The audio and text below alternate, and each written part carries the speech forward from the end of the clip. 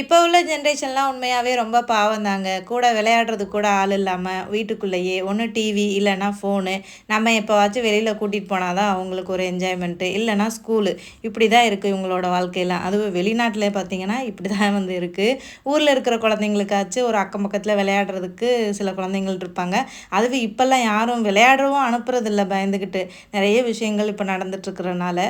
ஆனா நம்மலாம் சின்ன பிள்ளையா இருக்கும்போது நமக்கு எவ்வளோ சுதந்திரம் இருந்தது. நம்மலாம் ஊரையே ரவுண்ட் அடிப்போம். நம்ம எங்கே போனால் கூட நம்ம அம்மா அப்பா தேடவே மாட்டாங்க.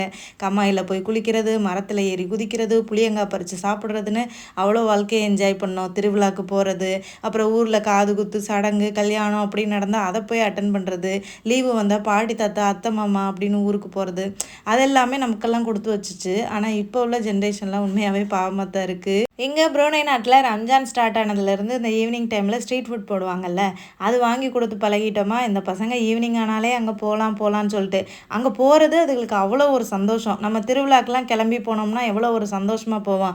அந்த மாதிரி இருக்குது என் பிள்ளைங்களுக்கு.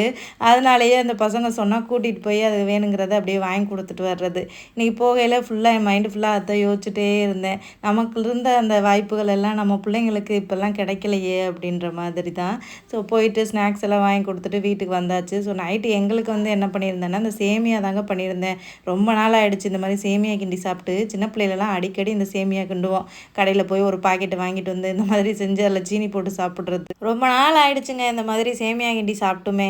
ஒவ்வொன்றும் மலரும் நினைவுகளாக தான் மனசில் ஓடிக்கிட்டே இருக்குது.